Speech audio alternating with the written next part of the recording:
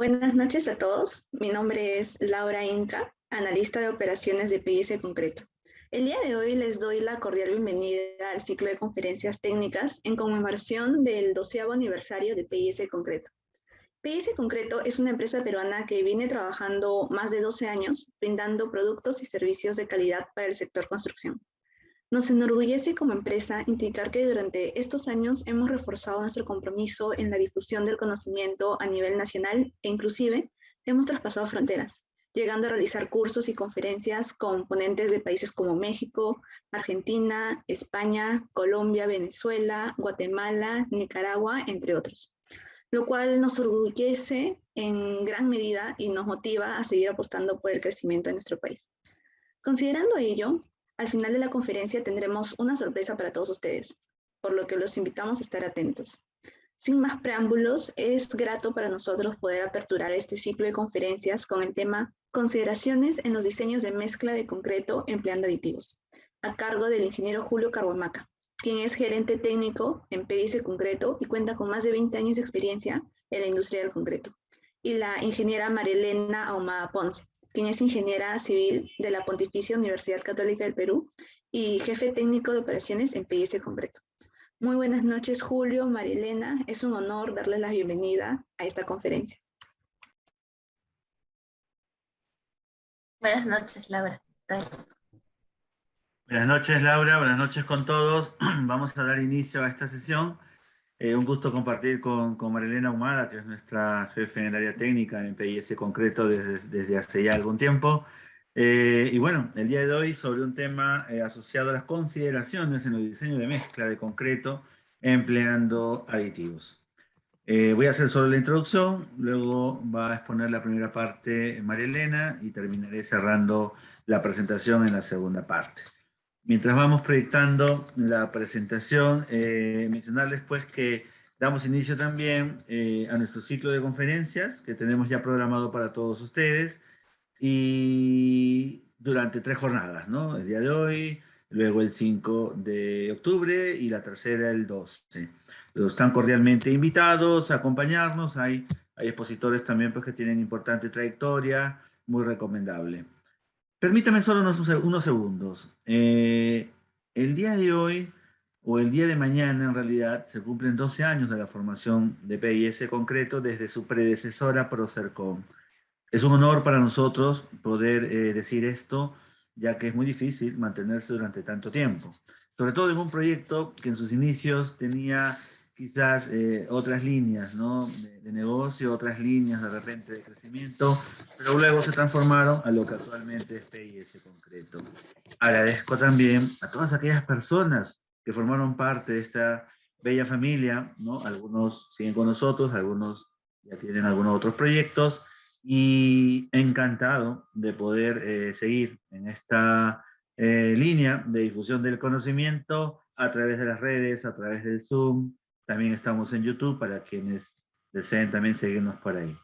Sin más preámbulo entonces, y agradecido nuevamente por su presencia, damos inicio a esta sesión sobre consideraciones del diseño de mezcla de concreto empleando aditivos que de antemano les adelanto, va por un tema de tocar, mencionar, recalcar aquellos puntos que tenemos que tener en cuenta cuando trabajamos diseños de mezcla de concreto ligado mucho a una práctica operativa. Es decir, no es que vamos a ahondar sobre metodologías de diseño, pero sí vamos a ahondar bastante sobre aquellos aspectos que son relevantes cuando queremos desarrollar diseños o cuando queremos originar cambios en los diseños de mezcla correspondientes. Comenzamos con la primera lámina para cerrar la introducción. Muchas veces nos llaman, ¿no? En los distintos proyectos en los cuales participamos por problemas asociados a exudación alta, a segregación, a formación de cangrejeras, a fisuración por contracción plástica, fisuración por contracción de secado, tiempo o caída violenta del cono en el tiempo, como podemos ver en este pequeño video. Y de antemano les digo que muchas veces todos estos problemas que estamos observando en esta primera lámina pues se pueden superar si tenemos un correcto diseño de mezcla. En el video que está en la parte derecha, si lo podemos completar, por favor, y ver completo, podemos ver inclusive el caso de un muro que terminó no fraguando, que terminó, eh, digamos, con patologías asociadas a un manejo en diseños no tan adecuados, ¿no? Como pueden observar con el dedo, podríamos ver también acá una problemática bastante obvia. Entonces, sea por temas de fraguado o de alta exudación o de malas consistencias en las mezclas o caídas violentas del cono, pues tenemos muchas oportunidades de mejora. Y hay que decirlo, estas observaciones, estos casos corresponden a tareas en obra que no agregan valor, que nos retrasan, que nos limitan, que nos obligan a asumir en muchas ocasiones sobrecostos. Esta presentación entonces pretende dar algunas pautas, dar algunos alcances y poder evitar, ojalá, en gran medida, muchas de estas situaciones. Entonces, comenzamos. Le cedo la palabra a María Elena Ahumada Ponce y bueno, continúo con ustedes en la segunda parte. Muchas Adelante, gracias, María. Julio. Bueno, para empezar, la mezcla o el concreto tiene una serie de componentes que son fundamentales pues, para el desarrollo de diversas propiedades, ¿no? Hemos querido compartir aquí brevemente los insumos que normalmente se emplean y las normas correspondientes que uno siempre debe tener en cuenta al momento de pues, revisar los insumos que vayamos a emplear, ¿no? Esto es importante porque las normas o los estándares permiten controlar ciertas propiedades, ¿no? Que al final van a influir en las características del concreto que yo quiero fabricar. Entonces, como vamos a ver ahora todas las consideraciones a tener en cuenta, vamos a deslindar también o vamos a un poco escoger cada uno de los insumos para poder ver en lo que aporta a la mezcla de concreto. Vamos a empezar primero con el cemento. Bueno, brevemente algo de teoría, el cemento es un aglutinante, ¿no? Que sirve para ligar a los insumos del concreto, ¿no? Y una de las características que tiene es que contribuye con la resistencia a compresión. Si bien del concreto no forma un porcentaje elevado de diferencia como los agregados, es responsable de varias de las propiedades que tiene, ¿no? Como la resistencia, ¿no? También otorga algunas propiedades ante ataque químico, ¿no? Entre otros. Vamos a empezar con un caso práctico, ¿no? Muchas veces los diseños de mezcla siempre van a evaluarse, o lo principal que se suele evaluar es el tema de la resistencia, ¿no? Y a veces una de las cosas a las que se culpa cuando se alcanza una baja resistencia es el tema del diseño de mezcla. Sin embargo, hay otros factores u otras consideraciones que influyen, ¿no? Es justo por eso que queríamos compartir un poco estos casos, ¿no? En este ejemplo que nosotros hemos visto, se observa que en un primer periodo hay unos buenos resultados en cuanto a la resistencia del concreto. Sin embargo, a partir de enero más o menos de 2019, observamos algunas bajas ya en los resultados de las probetas, ¿no? Un poco averiguando qué pasó, ¿no? Estábamos siempre haciendo nosotros un checklist de los factores que pueden influenciar en las bajas de resistencia. Averiguamos que pues, el proveedor del cemento había cambiado la procedencia del clinker, ¿no? La materia prima. Entonces, a causa de eso, las propiedades a las que normalmente están acostumbrados o los resultados a los que normalmente el proyecto que tenía planta propia estaba acostumbrado a obtener, estaba mostrando pues una tendencia menor, ¿no? El cemento igual cumplía con los estándares normados, sin embargo, tú basas una estadística o haces un control estadístico en Ombra en base a los estudios que tú tienes con los materiales, ¿no? Pero si algo cambia o cambia sus propiedades, se va a ver reflejado también en las características del concreto, como en este caso. Por eso es importante que si yo empleo concreto que fabrico en obra, también siempre esté al tanto de las variaciones que yo pueda tener en mis insumos. Otra cosa importante a tener en cuenta en el caso del cemento es ver cuál es el efecto que yo busco obtener, ¿no? Cada tipo de cemento tiene una función distinta y en base a esa función yo debo decidir el tipo de cemento que quiero emplear, ¿no? Desde el más recomendado, depende qué es lo que busco, ¿no? Por ejemplo, si hablamos de clima frío, lo que yo debo buscar es un alto calor de hidratación, ¿no? Porque el proceso de hidratación del cemento es un proceso exotérmico. Entonces, al observar los diferentes tipos de cementos que yo puedo obtener, el más recomendado es el tipo 1 porque es el que tiene mayor calor de hidratación, en este caso, ¿no? Mencionando estos ejemplos. Hay otros cementos también que son, bueno, que tienen propiedades de un mayor calor de hidratación. Sin embargo, también hay que ver cuál es el cemento disponible que yo tengo en el lugar en el que me encuentro, ¿no? Acá en Perú no son comerciales todos los tipos de cemento, ¿no? Tenemos también el cemento tipo 3, el cemento tipo 4, pero no los mencionamos aquí porque normalmente no los tenemos, ¿no? Entonces, en base a lo que tiene el mercado, más o menos estamos ahí haciendo algunos ejemplos, ¿no? Y así funciona esa tablita que les hemos querido compartir, un poco viendo desde la izquierda hacia la derecha cuáles son los cementos recomendados. Si yo tengo, por ejemplo, un vaciado masivo, al tener altos volúmenes de concreto, lo que yo debo buscar es que se genere bajo calor de hidratación, ¿no? Porque si no la temperatura no solamente es elevada por el proceso exotérmico propio de la hidratación de cemento, sino también por el volumen se concentra aún más, ¿no? Por eso que cementos tipo 5 o cementos adicionados responden un poco mejor en estos casos, ¿no? Bueno, acá estamos viendo también otro caso práctico, que es uno donde se cambió el tipo de cemento, ¿no? Por ejemplo, se desea determinar, bueno, habla un poco el caso, se desea determinar la capacidad del concreto empleado de resistir a un ataque moderado por sulfatos en comparación con el concreto especificado. El nivel de terreno estaba entre 0 menos 4, los sulfatos estaban en promedio 873 partes por millón, y según el Reglamento Nacional de Edificaciones, la norma de 0,60 de concreto armado recibía una clasificación de moderado, ¿no? Las especificaciones de este proyecto indicaban que se debía usar un F'(C) de 210 con un cemento adicionado 1P, y tenía, cuando se le solicitó al proveedor las, bueno, propiedades que indicaban el tema del aluminato tricálcico, indicaba un 8%, ¿no? Cuando nosotros tenemos ataques por sulfatos, lo que debemos buscar es que el cemento tenga la menor cantidad de aluminato tricálcico, porque ayuda a que no se genere un efecto adverso. Sin embargo, ¿qué pasó en obra?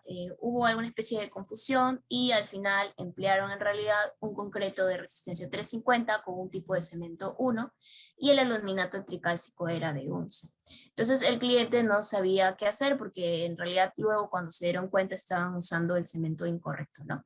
El tipo de cemento incorrecto. Pero ¿qué pasa? Hay unos estudios que mencionan que no necesariamente el daño promedio depende de la cantidad o el porcentaje de aluminato tricálcico, sino también es una adaptación gráfica de del libro de Alberto Yuman Batista, no un especialista, donde se puede observar más o menos el efecto del contenido del aluminato tricálcico y la función en base al daño promedio que pueda generar en base a la cantidad de cemento, ¿no?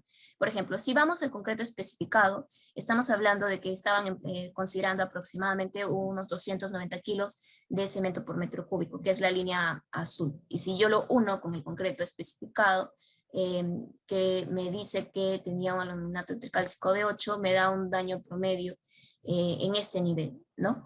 Sin embargo, si yo comparo con los 405 kilos de cemento al yo emplear un concreto 350, y un aluminio tricálcico de 11, vemos que el efecto o el daño promedio es menor.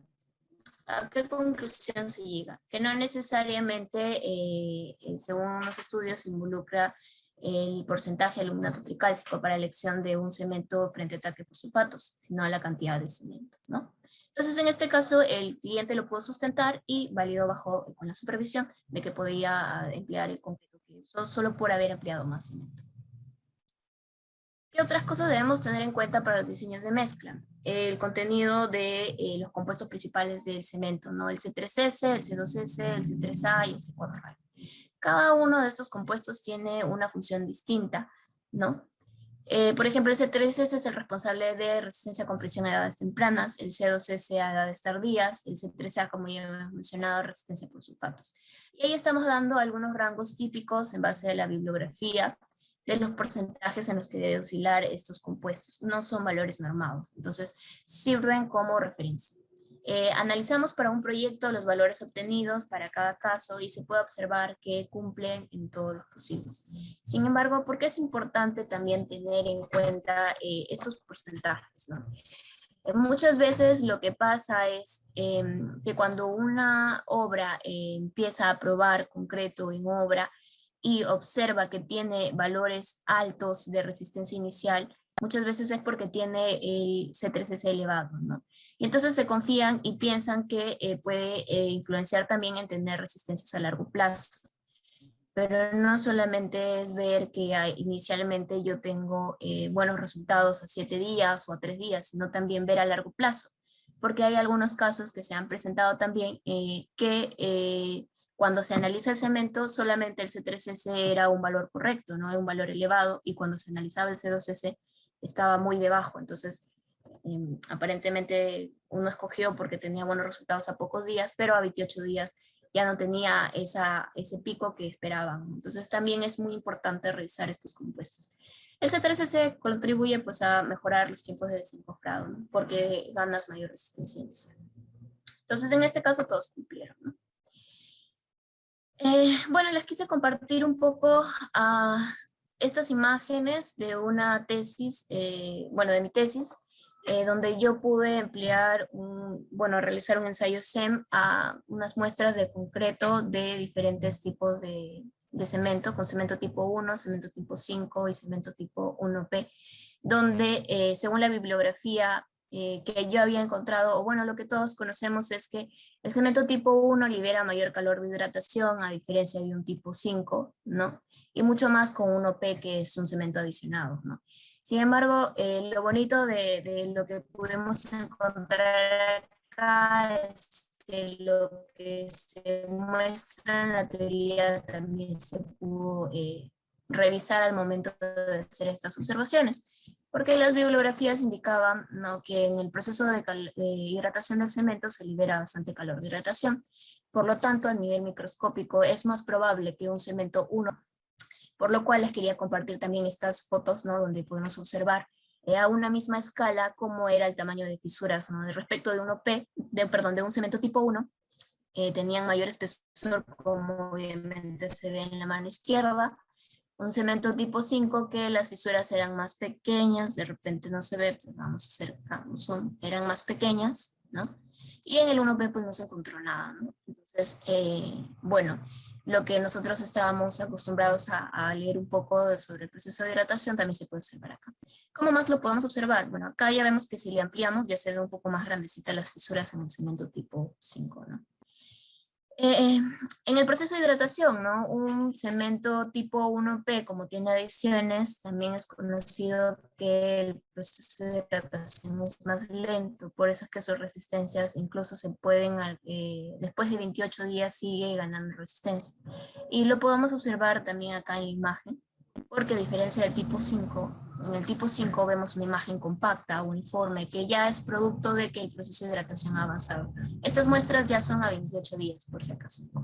En cambio, en el 1, en el cemento 1P, vemos que estas muestras todavía están en proceso de hidratación. También se comprueba entonces que el cemento 1P toma más tiempo, y es importante conocer esto porque justo estábamos viendo unos casos en esta semana en el que estaban usando cementos adicionados y la resistencia estaba yendo lenta, ¿no? Entonces hay que conocer también que los cementos adicionados desarrollan la resistencia más despacio. Y bueno, acá es un caso comparativo de una empresa que contrató para evaluar distintas marcas de cemento, ¿no?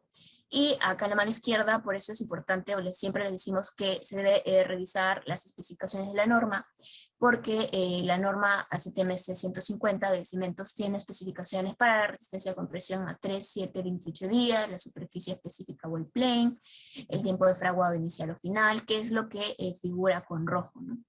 Entonces se hizo el comparativo entre 5 marcas distintas, donde se observó que los mejores resultados los proporcionaba la marca 1, ¿no?, porque sus resistencias a 7 y 28 días presentaba una ventaja respecto a la marca 2, a la marca 3, a la marca 4 y la marca 5, ¿no? Se puede, es obvio, a 28 días se pasó 46 megapascales frente a 39.3 o 35, igual a 7, igual a 3, ¿no? En el tiempo de fraguado también mostró un menor tiempo de fraguado inicial y un menor tiempo de fraguado final. Los que son constructores siempre se preocupan mucho por el tiempo de desencofrado, por el tema del tren de tiradas, ¿no? Entonces, también se pueden hacer estos comparativos para determinar qué marca de cemento quiero usar, que es otro criterio que yo debo considerar al momento de hacer mi diseño de mezclas. ¿Qué otras cosas son importantes tener en cuenta? Bueno, la temperatura del cemento, ¿no? El cemento recién molido tiene alta temperatura y se va disipando lentamente en los días. La alta temperatura del cemento producirá un concreto con mayor temperatura, en la cual una brusca pérdida de slam puede suceder, ¿no? O sea, cuando yo tengo un cemento con alta temperatura y ahí mismo inmediatamente lo empleo, va a influenciar también en la temperatura de hidratación del cemento y por tanto influye en la pérdida de slam en el tiempo, ¿no?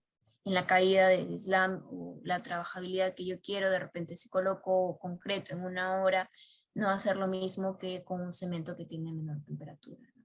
Y viceversa, ¿no? Un cemento con baja temperatura puede generar un retraso de fragua. Es por eso que en ciudades como Arequipa o incluso donde el clima tiene temperaturas más bajas, recomiendan proteger estos insumos con mantas de fibra de vidrio, ¿no? Por ejemplo, acá hay un dato curioso de la PCA, que para disminuir 1 grado centígrado de la temperatura del concreto se debería disminuir 8.2 grados de la temperatura del cemento, para que veamos más o menos qué tanto influye. El cemento es muy sensible a la humedad. También nos ha pasado, volviendo de pandemia, ¿no? Ha habido casos de algunos clientes que reportaron algunas bajas de resistencia en el concreto que fabricaban en obra, porque pues emplearon el cemento que estaba almacenado en obra durante bastante tiempo y si no estaba bien protegido, pues tenían las famosas bolonerías, que es ya cemento hidratado, eso ya no aporta resistencia a la mezcla, ¿no? Entonces, por eso es muy importante cuidar su almacenamiento. ¿Por qué se menciona esto? Porque, como dije al inicio, ¿no? Una de las cosas que a veces uno suele echar la culpa en el tema de baja resistencia en los diseños, es a los diseños de mezcla, ¿no? Y no necesariamente esa es la causa. Acá tenemos algunas obras que tenían bastantes bulonerías. Siempre aconsejamos revisar los big bags que se revisen en campo, ¿no? Los big bags que yo recibo en campo tengo que revisar que no presente bulonerías y si las tengo, reportarlas con mi proveedor porque no me va a aportar resistencia. Uno de los insumos más importantes es el agregado porque representa alrededor del 70% del volumen de la mezcla, ¿no? Y entonces influye bastante en las propiedades, ¿no? En las normas figuran distintos usos para las funciones que yo puedo necesitar o puedo requerir, ¿no? Y tiene esos rangos normados para cada caso, que también vamos a explicar algunos ejemplos de por qué es importante los usos, ¿no? Bueno, primero es un estándar, ¿no? Permite que todos podamos ir a una misma comunicación entre proyectos, ¿no?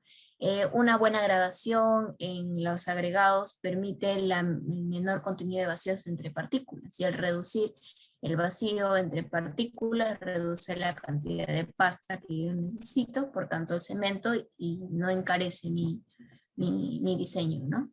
Y él también mejora la trabajabilidad del concreto. Si yo tengo un agregado mal graduado, lo que me va a pasar es que mezclas no van a salir de una consistencia apropiada y me va a generar más inconvenientes.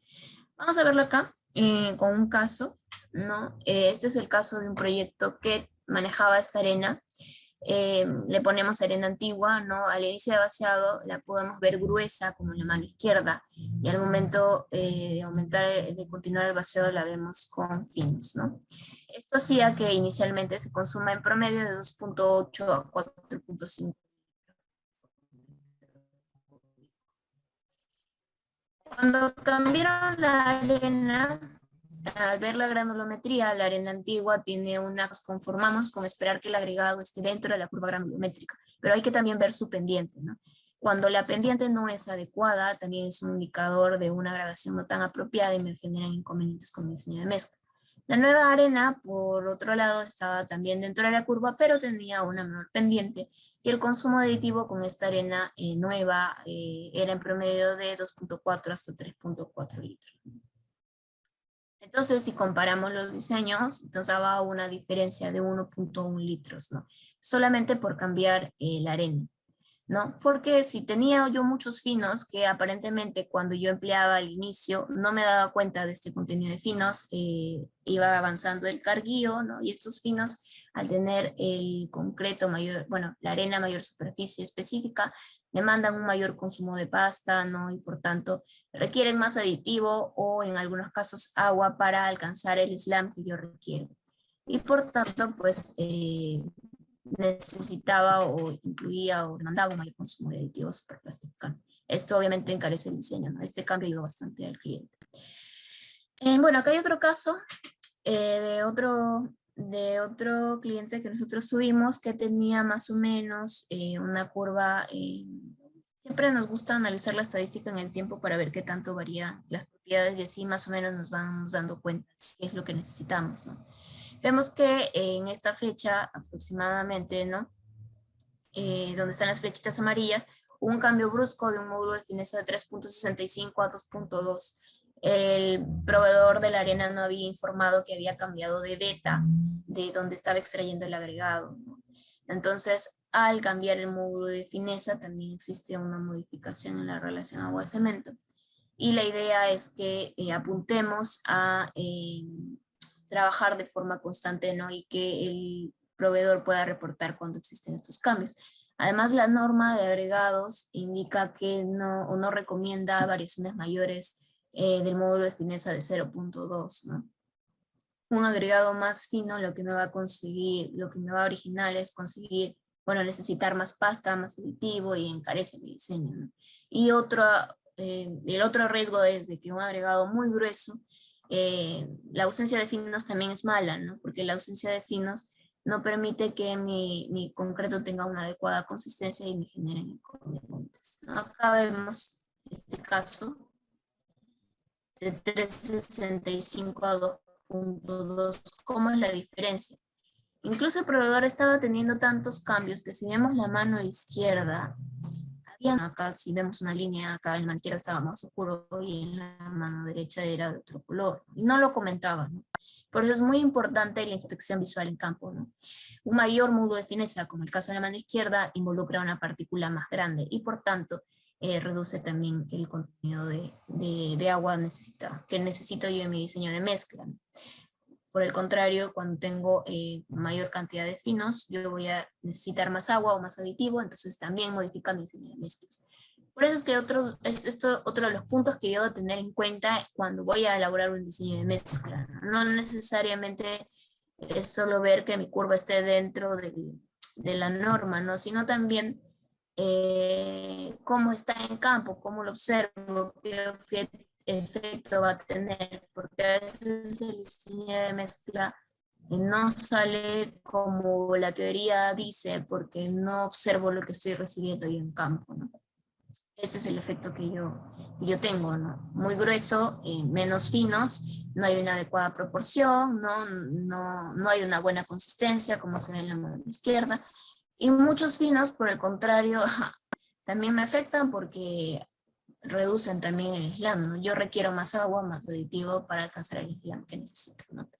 Y vemos acá también otro ejemplo de un agregado mal graduado y acá la pendiente, ¿no? Sobre todo siempre ver la pendiente, ¿no? Esta curva ya está acá en la parte izquierda tendiendo a ser horizontal.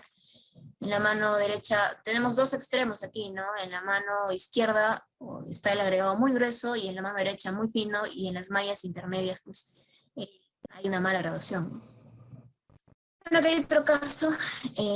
Acá vemos el día 1 estaban vaciando, tenían 7,5 pulgadas y el día 2 tenían 5 pulgadas. Y en obra llaman y preguntan por qué y les decimos, ¿y sacaste el ensayo de granulometría de mayo 200? Y nos informan, no lo hemos sacado. Entonces tienen que sacar porque los datos, las propiedades de los agregados son muy importantes para ver cuáles son los cambios que yo debo tomar en cuenta en mi diseño. Si yo observo que mi malla 200 ya está en 8, está mucho más de lo que me indica la norma, que es el 5%, definitivamente yo tengo que hacer un cambio en mi diseño, ¿no? Y esto se va a saber si yo conozco las propiedades de mis agregados. Bueno, acá vemos también otro caso de agregado, en el caso de agregado grueso, ¿no? Límite es 1%, normalmente no es muy común que supere el malla 200, pero cuando lo hace, lo que se sugiere es ventear el agregado, ¿no? O lavarlo para que pues, los finos no generen inconvenientes en el diseño de mezclas. Si yo voy a trabajar con agregados que tienen una malla 200, ¿qué va a pasar? Me va a consumir más aditivo, de repente tengo que subir la dosis, ¿no? Esas son las cosas que debo de considerar en mi diseño de mezclas. Acá hay otro ejemplo, ¿no? Cuando hay alto contenido de finos, requiere más agua, ¿no? Si yo empleo mi mismo diseño, como en la mano izquierda, uso el diseño de siempre, lo que va a pasar es que me voy a tener un bajo slam. Entonces voy a requerir mayor agua para obtener el slam de siempre que yo necesito, que es alrededor de 8, que es el caso de este proyecto, ¿no? Si yo mantengo el contenido de cemento, lo que va a pasar es que voy a tener una alta relación agua-cemento y por tanto una menor resistencia, ¿no? Si yo aumento el contenido de cemento, voy a mantener la relación agua-cemento y me va a generar un aumento en costos. Por eso es importante también la comunicación con el proveedor. Acá hay otros casos puntuales que a veces también nos ha pasado que en el tema de diseño no nos damos cuenta lo que puede influenciar el tema de los agregados, por eso es importante la inspección visual. A veces hay arcillas, materia orgánica que aparentemente no se ven en la consistencia inicial del concreto, pero luego, como vemos en la mano derecha, aparecen en los acabados. Y luego esto genera un postventa terrible porque hay que sacar, bueno, como en el caso de ahí, del papel que se había ya puesto, ¿no? Retirarlo y luego volver a colocarlo y es un costo extra, ¿no? Siempre recomendamos que la persona que esté encargado de planta revise los agregados. Acá hay un caso de materia orgánica, por ejemplo, donde también generaba manchas en el concreto, ¿no? Entonces el cliente no se había dado cuenta, aparecieron como un concreto como una especie de viruela, ¿no? Con diferentes manchas y era porque estaban recibiendo trozos de madera, ¿no? Ese es otro caso de un cliente que nos pidió hacer unas pruebas con sus agregados, si no me equivoco, Huánuco, que lo que no sabía era por qué el contenido de aire estaba tan elevado, ¿no? Estaba alrededor de 6%, como se ve en la mano derecha. Y es que cuando vemos luego las fotos del agregado, vemos que tenía bastante contenido de materia orgánica. Uno de los efectos de la materia orgánica es que genera un aumento en el contenido de aire. Y eso porque es importante, porque al aumentar el contenido de aire sabemos que la resistencia se reduce, ¿no? Por tanto, yo debo de modificar mi diseño aumentando el contenido de cemento o cambiar de agregado. Otro efecto que tiene la materia orgánica es el tema de retardo. Por eso también se incrementa el contenido de cemento en esos casos si es que no puedo cambiar el agregado para que el calor de hidratación que me genere el cemento en el concreto pues no me afecte el fraguado, ¿no? Por eso es otra consideración a tener en cuenta. Y bueno, es muy importante tener los agregados separados, ¿no? Como en la mano izquierda, si yo los mezclo, lo que me va a salir es cualquier cosa al momento de producir mi concreto, ¿no? Tengo un agregado contaminado y esto es muy común en las obras, ¿no? Hay que separarlos, algunos le ponen alguna madera, ¿no? Otros lo separan las vetas, ¿no? Entre otras medidas que pueden tener en cuenta. Si yo ingreso finos, mi grava, lo que me va a generar es mezclas más secas, no voy a consumir más aditivo y ahí tengo que modificar mi diseño. Hay que ver también el agregado que yo recibo en campo, el tamaño del agregado, ¿no? Muchas veces nos damos cuenta y nos llegan piedras un poco grandes que al momento de colocar el concreto, si es que trabajo con bomba no hay problema, normalmente la bomba pues al final no permite que pase esto, pero si trabajo con los famosos balde grúa, ¿no? O con los dampers, ¿no? Colocando el concreto, lo que va a pasar es que esas piedras van a generar obstrucciones. Y esto es un problema especialmente en los casos de viviendas de ductilidad limitada, ¿no? Donde el espesor de los muros es de 10 centímetros a veces y bueno, luego hay que repararlo, ¿no? Finalmente, bueno, queremos compartirles una novedad sobre la curva de la tarántula. Invitamos a conocer a Tyler Ley, tiene su canal de YouTube, es un apasionado del concreto, tuvimos la dicha de poder conocerlo este año en el World of Concrete, es un evento que se hace en Las Vegas cada año. donde se junta un montón de ingenieros, ¿no? Donde aportan las nuevas tecnologías, nuevos conocimientos, ¿no? Este es un PhD que pues, se dedica a la investigación y tiene un canal de YouTube donde van a poder encontrar cosas bastante curiosas. Que nos habla de la curva de la tarántula, ¿no? Nos habla de la importancia de la gradación del agregado. Por ejemplo, nos muestra un comparativo cuando hay un exceso de grava en la mano izquierda, adecuada, me permite mezclas más cohesivas, más consistentes, y ¿cómo puedo lograr esto? Mediante la optimización de la granulometría, porque una buena granulometría me da una mayor trabajabilidad, me reduce el riesgo de segregación, y al reducir el riesgo de segregación no solo reduce los costos en el diseño, sino también los costos de reparación en los acabados. ¿Por qué la curva de la tarántula? Ingeniero lo que hizo fue hacer diferentes granometrías de agregados y ver el efecto en el diseño de mezclas, ¿no? Donde pudo encontrar que el rango adecuado, esto fue para una investigación en pavimentos, ¿no? Pero acá pudo encontrar que el rango adecuado para la graduación de los agregados debía encontrarse en esta curva que parece una tarántula, ¿no? Por eso se llama la curva de la tarántula. Entonces, él recomienda que los agregados, las propiedades, los porcentajes de retenidos de cada malla estén en estos rangos para tener buenos resultados. ¿Y a qué se refiere esto? Bueno, pues que si yo tengo agregado grueso con una malla de número 4 a más, ¿cuál es la función de este sector de la granulometría? Actúa como un relleno y disminuye la contracción. Si yo tengo un exceso, me va a generar mala fluidez y algún problema de acabado. Si me falta, por el contrario, otras mallas van a ser excesivas y voy también a tener inconvenientes con el diseño de mezcla. En la parte media, que es de la malla 8 a la malla 30, ¿cuál es la función? Crear una consistencia rígida para mejorar la cohesión de la mezcla. Cuando yo tengo una mezcla no cohesiva o tengo un exceso de estos porcentajes en estas mallas, me generan problemas con los acabados. Y viceversa, ¿no? Si yo tengo una deficiencia, también tengo un problema con la cohesión y inconvenientes al momento pues, de ser mis vaciados. Y luego está la arena fina, ¿no? El contenido de finos permite crear una superficie suave, ¿no? Habíamos visto hace un momento unos conos donde teníamos un módulo de fineza elevado, quiere decir que era muy gruesa la arena. Entonces veíamos cómo se veía más la piedra, ¿no?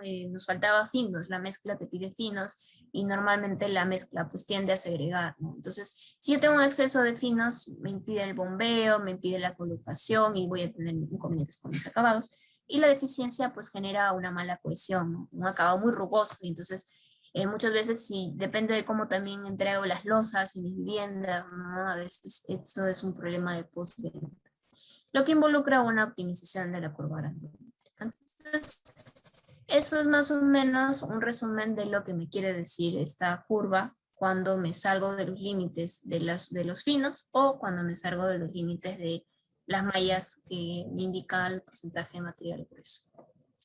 Bueno, espero que lo que les he compartido les haya sido de utilidad. Ahora les voy a dar pase a Julio para que les mencione algunas otras consideraciones a tener en cuenta en cuanto a el resto de los materiales.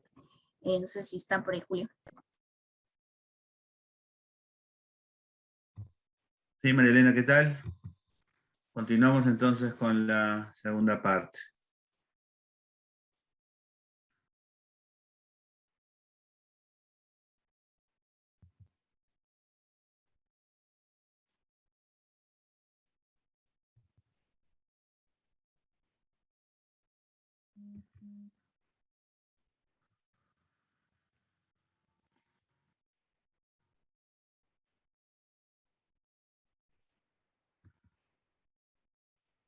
¿Me confirman si se está viendo la diapositiva, por favor?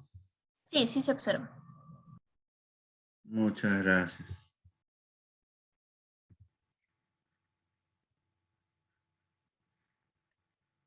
Bien. Importante la recomendación con Tyler Ley. Debo negar que tuve el gusto, bueno, con Marilena de conocerlo ahora en el último World of Concrete en Las Vegas, Nevadas. Y pudimos, bueno, conversar algo y escucharlo también, muy carismático, así que pueden también ver info en su canal de YouTube, muy diversa y muy técnica también, donde toca estos y otros aspectos en el mundo del concreto. Para el caso del agua, importante recordar que el agua que es apta para consumo humano es aquella que es ideal para el concreto, ¿no? Sin embargo, existen una serie de ensayos que en la norma NTP o ASTM nos solicitan, ¿no? Y nos pide pues cumplir, ¿no?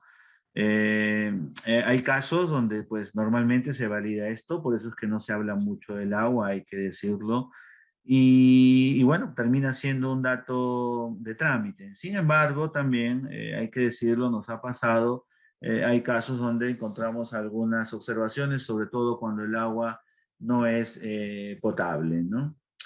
Los requisitos de performance para el agua de mezcla, cuando se tienen dudas o se hace alguna evaluación, va por dos lados importantes, ¿no? Verificar resistencias a compresión para ambos casos, es decir, para aguas ya de procedencia conocida versus la observada, y esta diferencia en 7 días debe ser menor a 10%, ¿no? Es decir, se debe lograr con el agua en cuestión una resistencia de al menos 90% respecto a un patrón.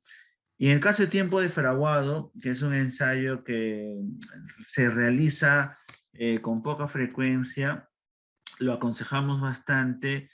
También existen unas tolerancias, ¿no? Debería de tener 1 hora hacia abajo o 1 hora y media hacia arriba en retardo, y respetar ese rango, ¿no? No deberíamos de tener valores distantes en tiempo de fraguado cuando estamos evaluando un lote de agua. Entonces, hay efectos perniciosos con el agua de mezcla y originan principalmente retardo en las mezclas de concreto, manchas también en las superficies, aparición de algunas eflorescencias y reducción de resistencia, inclusive en algunas ocasiones, ¿no? Entonces, por eso, importante también considerar la verificación de los parámetros asociados al agua. Para el caso de los aditivos, debo agregar que se han convertido pues en el insumo estrella, sin menospreciar obviamente los otros insumos. Gracias a la tecnología de aditivos o a la aparición de productos diversos, podemos realizar concretos de distintas performances para satisfacer muchos fines: aumentar trabajabilidad, acelerar la velocidad en desarrollo en resistencia y un largo etcétera, hasta poder decir también que reducimos costos. Y esto es muy importante y es lo que a veces al público le gusta más. ¿Puedo bajar dinero o presupuestos en mi obra usando aditivos? Pues sí, si no los usas estás gastando más dinero, hay que hablar claramente, ¿no? Es como el análisis del cemento, ¿no? Que comentó perfectamente María Elena, ¿no? Acostumbrémonos a revisar, por favor, las fichas, no solamente los certificados de calidad, sino las características de los cementos que estamos comprando. En base a los compuestos podríamos encontrar grandes sorpresas. Entonces, igual con los aditivos, pues tenemos que tener una claridad, ¿no? Primero para el uso, ¿no? De estos, y obviamente una normativa que ahora en breve vamos a comentar, ¿no? Entonces, recordar para quien no tenga la definición del aditivo, según el ASI: material distinto al agua, agregados y cemento que se usa como ingrediente en concretos o morteros, ¿no?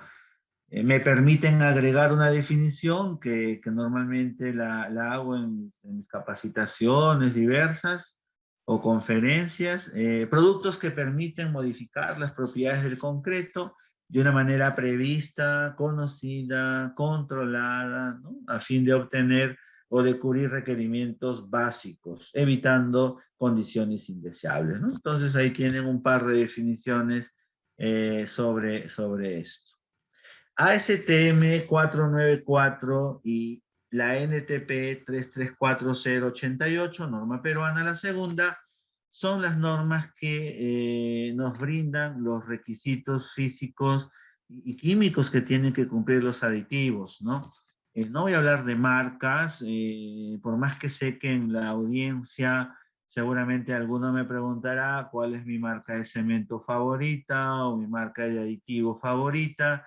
Les cuento que mi respuesta es depende de lo que voy a hacer, pero no voy a negar pues que también tengo ahí mis favoritos, ¿no? Entonces, pero lo importante no es saber pues la marca, ¿no? Favorita de Julio o de María Elena, lo importante es entender que existen normas que tienen que cumplir estos productos y que si no verificamos podremos originar problemas importantes de performance en el desempeño de los diseños de mezcla. Entonces, eso es un talón de Aquiles que lo hemos visto, aunque se sorprendan, con mucha frecuencia, ¿no? Lamentablemente, pues existe de todo. Existe lo bueno, lo regular y lo malo, ¿no? Entonces, normalmente lo malo, que no tiene mucho control o cuesta menos, pues tiene ahí algunas limitantes, como por ejemplo en las normas. Esta es una tabla de clasificación de aditivos que seguramente ya conocen. Para mayor información, ahí pueden ustedes verificar las normas correspondientes y poder detallar sobre cuáles son pues, estos requisitos. Entonces es un poco largo esto, no lo reconozco. Y ahora vamos a dar algunos ejemplos. No se preocupen, la idea no es tampoco complicarlos. Recordemos que un producto muy usado en nuestro medio y en general es un reductor de agua, también llamado plastificante. Pero en realidad, en general, existen patrones que se tienen que comparar con los diseños de mezclas con aditivos. Esa es la forma de validar mediante esta norma. Es decir, yo hago diseños de mezcla sin aditivo y lo comparo con otro diseño de mezcla empleando el aditivo que quiero evaluar. Y analizo distintos parámetros. Puede ser contenido de agua, tiempo de fragua, resistencia a compresión, resistencia a flexión, cambio en longitud y otros ensayos. Todo esto está detallado en la norma. Pero ¿por qué es importante saber esto? Porque muchas veces en las obras terminamos aceptando certificados de calidad de aditivos solamente por la densidad del aditivo, por el pH del aditivo, por el color del aditivo, y hay que decirlo. Eso no nos da mucha información. Lo que nos da mayor información, y ustedes deberían de solicitarlo en sus proyectos, en sus trabajos, necesito el certificado de conformidad del aditivo en base a la norma STM C494 o la equivalente nacional que ya se ha indicado. Y en este certificado o en este informe se tienen que dar una serie de diseños patrón, sin aditivo, son 3 lo que pide la norma para promediar y 3 casos de mezclas de prueba con aditivo analizando las variables que vemos en el punto 3. Este es un extracto o de la tabla o de una de las tablas de la norma asociada a requisitos físicos, donde podemos ver cuáles son los valores, porque también hay que entender ello. No solamente saber que tenemos que verificar contenido de agua, resistencia a compresión, tiempo de fragua, etcétera, sino también conocer y cuáles serán esas diferencias, cuáles serán esos rangos, ¿cuáles serán esos valores que me permite la norma? Aquí tienen la tabla. Nos están preguntando por el chat si podemos dar las diapositivas. No se preocupen, que esta presentación está siendo grabada y la pueden revisar nuevamente con calma en sus casas porque va a estar ingresada en pocos días en nuestro canal de YouTube. Entonces, no confundamos un certificado de control de calidad versus un informe que sustente el cumplimiento del aditivo con la norma correspondiente. En el caso del certificado de control de calidad, que es fácil de hacer, ahí vemos un ejemplo, y en el caso del informe sustentando un documento o que representa un documento de cumplimiento de la norma, es lo que vemos en la parte derecha. Entonces, el objetivo es realizar concretos empleando el aditivo en estudio, patrón sin aditivo versus comparándolo con el mismo diseño de mezcla, pero empleando el aditivo correspondiente y se evalúa como podemos ver en esta imagen, ¿no? Entonces realizamos posteriormente si estos valores diferenciados cumplen las tolerancias de la tabla 1 y podemos decir entonces, al cumplirlas, que efectivamente este aditivo está en el rango y estaríamos sin inconvenientes y mayores problemas. Un reductor de agua es muy usado y en diseños de mezcla pues también lo vemos en el día a día. Pero recordemos acá un poco de teoría de aditivos, ¿no? Yo podría usar un reductor de agua para mantener trabajabilidad, pero lograr mayor resistencia y mayor durabilidad. Cuando este es el caso, pues tengo que reducir el contenido de agua. Entonces, por eso es que también a los plastificantes o superplastificantes se les conoce como reductores de agua. Otro caso, el del centro, podríamos nosotros obtener igual resistencia y durabilidad, pero gano fluidez, ¿no? Gano una mayor trabajabilidad. En este caso, el agua no la voy a cambiar, voy a añadir el producto y voy a obtener esa mayor trabajabilidad. O puedo hacer una combinación de ambos efectos y poder obtener una trabajabilidad y resistencia similar optimizando contenidos de agua y de cemento, es decir, reduzco agua y reduzco cemento, que es diferente al caso 1, en donde solamente bajo agua. Al bajar solo agua aumentamos resistencia, pero si yo quiero optimizar consumo de cemento, que es lo que normalmente realizamos en diseños de mezcla, tenemos que estar claros en reducir contenidos de agua y reducir también contenidos de cemento para poder optimizar los diseños correspondientes y poder lograr un metro cúbico más económico. Recuerden que el cemento termina siendo el insumo más alto en un diseño de mezcla. Hablo en costo. Entonces, si representa el costo mayor, conviene entender la tecnología de aditivos y el uso de reductores de agua en un diseño de mezcla para poder reducir estos valores, estas cantidades de cemento. Y ya desde hace un tiempo, nosotros le sumamos también otra ventaja que no está descrita en la lámina, si me disculpan, pero lo vamos a manifestar.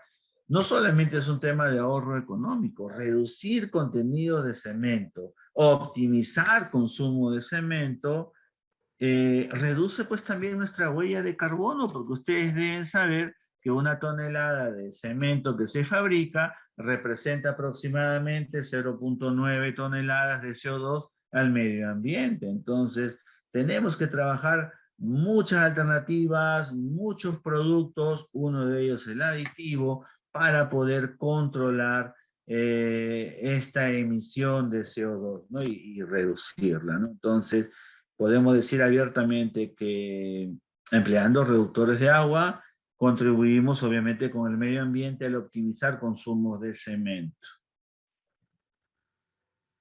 Un concreto sin aditivo, este es un diseño que le estamos obsequiando, es un diseño clásico para una resistencia 210, lleva en el orden de 320 kilos, ¿no? Agua 215, arena y piedra en los volúmenes unitarios que estamos indicando, y pues tenemos un costo asociado, ¿no?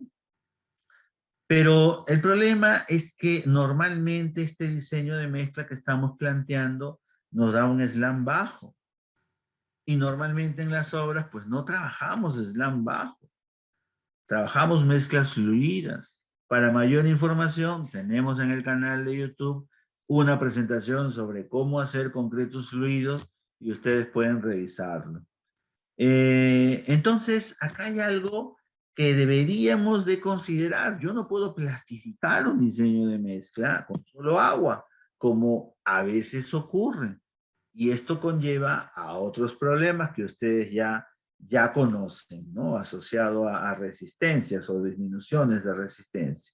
Entonces, prácticamente ya hoy en día no se deberían de trabajar estos diseños de concreto sin aditivo porque no vamos a lograr una fluidez adecuada. Acá estamos viendo un diseño con reductor de agua convencional, ¿no? Acá está inclusive el tipo de aditivo, los pesos y el costo aproximadamente. Obviamente estos costos fueron hechos hace un par de meses, habría que analizar el efecto, ¿no? Del cambio del dólar, pero digamos que por orden de magnitud las diferencias se mantienen y encontramos que este diseño es un poco más barato que el anterior, fíjense, ¿no? Y encima logramos un concreto mucho más fluido, que es fácil de colocar. La gran ventaja de esto es que podemos colocar el concreto sin mayor inconveniente, tomando en cuenta que representa un cono con falla normal. Si ustedes revisan apuntes de aulas universitarias o de tecnología del concreto básico, deben recordar pues, que cuando hacemos el cono tenemos tres posibilidades de falla: normal, corte o derrumbamiento, siendo la normal, que es la que vemos en la foto, lo ideal, ¿no? Entonces, se genera algo extraño, ¿no? Para muchos. Caramba, Julio, tengo un diseño de mezcla que me permite un menor costo y me da más beneficios, porque yo tengo acá más fluidez, voy a poder colocar fácilmente este concreto, mantengo una buena consistencia porque tiene falla normal. Y no solamente ellos, sino también al considerar menos cantidad de cemento que el caso anterior, que estaba en 320, pues definitivamente esto me va a generar menos impacto al medio ambiente, inclusive menos cantidad de agua, el agua también se reduce. Las resistencias probablemente sean muy similares o inclusive en el caso del aditivo sean mayores. No tenemos acá una data, una estadística, pero por experiencia, y ahora lo vamos a explicar a detalle, en el caso de emplear aditivos, se mejora la eficiencia en la hidratación del cemento debido a la dispersión entre las partículas. Entonces, hay una serie de ventajas que ya tenemos mucha data. Espero que en la sala no existan personas que de repente todavía crean que usar aditivos pues representan inconvenientes, ¿no? Entonces, trabajar mezclas fluidas o diseños con aditivos ya deberían ser rutina de todos los días. ¿Qué significa esto? Obtener concretos de adecuada fluidez, de adecuada cohesión, de adecuado equilibrio también en la proporción o en la receta que me generen un acabado como el que estamos mostrando en la imagen derecha. Entonces, pues es evidente, ¿no? Que a todos nos gustaría que nuestras obras tengan estos acabados, ¿no? Entonces, son fotos reales, como pueden darse cuenta, ¿no? Hay que entrar en tecnología de aditivos si queremos ser buenos diseñadores de mezcla. Eso es lo que damos como uno de los consejos de esta conferencia, ¿no? Aprovechen si ven algún curso, si ven alguna data mayor, información. Acá les mostramos, por ejemplo, una situación muy frecuente cuando no sabemos manipular bien los aditivos en un diseño de mezcla, ¿no? Cuando agregamos una dosis demasiado alta, generamos un burbujeo excesivo, como se ve en la fotografía izquierda, que inclusive podría segregar la mezcla de concreto. Entonces, esto es muy importante también recalcarlo, porque ha pasado, como pueden ver, estas fotos son reales. Entonces, un concreto que tiene una mala dosificación de aditivo superplatificante, pues me va a generar la problemática que estamos viendo en la imagen izquierda. Mientras que un concreto que tiene una adecuada proporción, arena-piedra, buena relación agua-cemento, una dosis adecuada de aditivo, etcétera, no va a presentar ese bruje. Y lo van a ver en los conos. No sé si podemos revisar, por favor, si me están escuchando. A veces también hago una broma en presencial y digo, ¿sus concretos son iguales?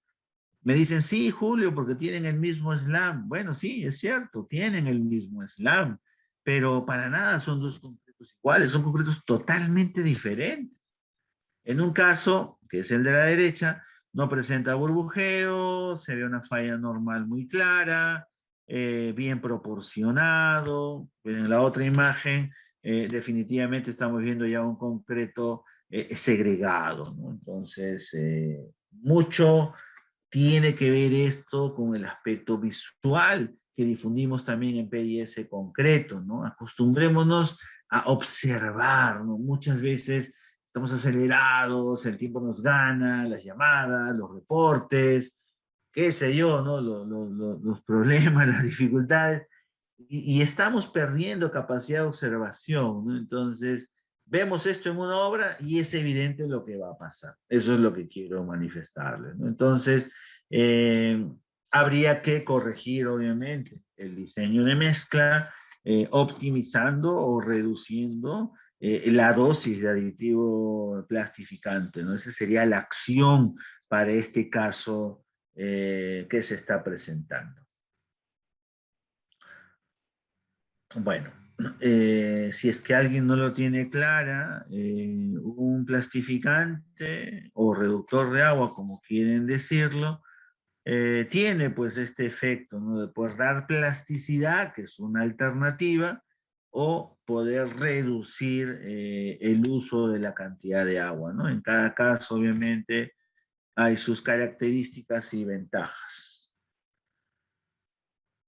Cuando diseñamos concreto, usamos la palabra aditivo, pero no tenemos muy claro, me ha pasado en obras sin decir nombres, que a veces le llamamos aditivo a todo y no todo es aditivo, ¿no? O sea, creo que hasta a la microsílice alguna vez oí decir pues que le llaman aditivo, pero la microsílice es una adición mineral, ¿no? Entonces, mucho cuidado porque dentro del mundo de los aditivos no es una clase de aditivos esta, no pretende. En el canal me parece tenemos un par de conferencias para quienes deseen ampliar esto. Uno de mis favoritos, esto sí lo puedo decir abiertamente, son los aditivos en base a policarboxilatos, ¿no? Entonces, la base química es en base a policarboxilatos, y este es el caso de un proyecto que tenemos en Arequipa. Bueno, allá en Arequipa, quienes conocen la ciudad, tiene un gradiente de temperatura como lo que se está mostrando en la imagen, y definitivamente es muy distinto a lo que sucede en Lima, ¿no? O sea, hay un calor ambiental generado en el mediodía o en la tardecita, y ya luego al final del día esto desciende y en la noche pues tenemos temperaturas bastante bajas o bajas. Y obviamente para desencofrar a las 12 horas necesitamos un aditivo que me permita un fraguado en el tiempo justo, ¿no? Y esto se logra con este tipo de productos. Un aspecto que hay que tener en cuenta para los aditivos reductores de agua o plastificantes es la dispersión que estos generan en los granos de cemento, como podemos ver en la imagen hacia la parte derecha, ¿no? Entonces, un concreto sin aditivo no va a tener una buena hidratación del grano del cemento porque van a tender a agruparse, a aglutinarse, mientras que en el caso del empleo de estos productos, pues sí, van a dispersarse y van a poder tener una mejor eficiencia en esta hidratación de granos de cemento, ¿no? Entonces, ¿por qué es mi favorito? Porque los policarboxilatos permiten un nivel de reducción de agua importante. Podemos llegar inclusive hasta reducir 40% la cantidad de agua en un diseño de mezcla. Debo agregar también pues, que los aditivos en base a policarboxilato son los aditivos que se emplean en las grandes construcciones, en los edificios pues, de 500, 700 metros de altura, y creo que hay uno que se está construyendo que pasa el kilómetro, ¿no? Entonces, esos son los productos que se emplean en este tipo de obras. Pero adicionalmente a su alto nivel de reducción de agua, muchas veces se trata también de productos que me permiten un fraguado más controlado, como podemos ver en esta imagen, ¿no? Entonces, en la curva extrema derecha vemos ahí el desarrollo de un tiempo de fragua o resistencia a la penetración para un aditivo convencional en base a polinaftaleno, ¿no? Que es muy usual en nuestro país. Acá en Perú consumimos muchos aditivos en base a polinaftaleno. Mientras que si yo migro a una base química, como por ejemplo la que hemos mencionado, puedo reducir los tiempos de fragua en al menos hora y media. Y esto es una ventaja para ciudades pues como Arequipa, Cusco, qué sé yo, La Oroya, Juliaca, ¿no? Ciudades que tienen temperaturas pues en la noche inclusive cercanas, ¿no? A 0 grados centígrados, ¿no? Entonces, ahí les doy un dato, les doy un consejo. Hay que saber trabajar el policarboxilato, es cierto. Hay varias cosas ahí que tenemos que tener en cuenta, pero importante saber al menos lo que estamos adelantando en esta conferencia, que me logra una gran reducción de agua y me permite también obtener una reducción en el tiempo de fraguado. Más no una diferencia importante de repente en las caídas, en la mantención del cono, ¿no? Como podemos ver en la parte izquierda, ¿no? Que es un gráfico que trata de simular la pérdida de trabajabilidad o la mantención. Hay policarboxilatos que sí generan una adecuada mantención, no voy a entrar a detalle ahora, porque ya depende pues del polímero, ¿no? Que estemos considerando, y estaríamos entrando ya a un aspecto de formulación de aditivos, si es que existe en la sala algún especialista en aditivos, pues sí, hay que decirlo, ellos saben pues que hay polímeros que me generan dispersión, hay polímeros que me ayudan mucho en la robustez, hay polímeros que me ayudan mucho también en la mantención, ¿no? Etcétera, ¿no? Entonces, los dejo al menos con estas dos ideas. Por lo general, los policarboxilatos son productos que me permiten una gran posibilidad de reducir agua y una reducción también en los tiempos de fraguado. Entonces, en este caso, con este cliente, pues migramos, ¿no? Del polinaftaleno al policarboxilato, ¿no? En una primera etapa, como no teníamos resistencias a compresión, mantuvimos la cantidad del cemento y obtuvimos solo la ventaja, no tanto económica, como podemos ver, son costos prácticamente idénticos, pero sí obtuvimos una ventaja operativa porque ya podíamos desencofrar a las 12 horas, y ustedes saben que desencofrar a tiempo también influye en el beneficio de los procesos operacionales en los proyectos, ¿no? Entonces, desde ahí ya hay una gran ventaja el poder desencofrar a tiempo. Pero con este cliente fuimos investigando, analizamos un poco más las ventajas que nos brinda el policarboxilato y logramos considerar una optimización de los consumos de cemento. ¿Por qué? Porque nos dimos cuenta pues que la estadística con el empleo de esta tecnología nos brindaba un mayor o un mejor resultado en resistencia a compresión, lo cual es lógico desde el concepto de lograr eficiencia en la hidratación de los granos de cemento. Entonces, al lograr esta situación, pues pasamos de consumir 2,95 en cemento y pudimos reducir a 30 kilos, en 30 kilos, perdón, el nivel de cemento, y eso ya me conlleva a un ahorro en el costo. Entonces, en un determinado tiempo o periodo de casi 2 años, y ya con estadística acumulada, ¿no? Esto se hizo ya hace 2 años, podemos decir abiertamente que para concretos convencionales como el 210 en edificaciones, en climas como Arequipa o quizás también con menor temperatura, habría que validarlo, pero el principio es el mismo, podemos lograr concretos con mejor prestación y más económicos. Miren el dato que les estoy dando, ¿no? Entonces, no hay una metodología de diseño de mezcla, ¿no? Que ahonde o que les permita a ustedes plasmar este conocimiento, ¿no? Si lo indiqué en la introducción, para los que llegaron un poco tarde, el objetivo de esta presentación no es decirles, oye, diseña la curva o la proporción de agregados por Bolomey o por Fuller o qué sé yo, ¿no? Eso es teoría básica. O bueno, la guía, ¿no? Del ASI, que también es muy importante. Lo que tratamos de darle a ustedes son alcances y conocimientos que les va a ayudar a ustedes en poder desarrollar diseños especiales, distintos, ¿no? Entender los policarboxilatos, por ejemplo, no solamente tienen aplicación en concretos convencionales como el que estoy mostrando en este momento, sino también en concretos autocompactantes, concretos de alta resistencia, concretos especiales en general, ¿no? Entonces nos estamos adentrando, gracias al conocimiento en la tecnología de aditivos, en poder realizar, ¿por qué no?, más adelante concretos especiales. Entonces este cliente tuvo pues un ahorro importante, ¿no? Y ahora mantenemos ello, justo el 5 de octubre voy a estar por Arequipa, les cuento, y bueno, ya comentaremos información actual al respecto.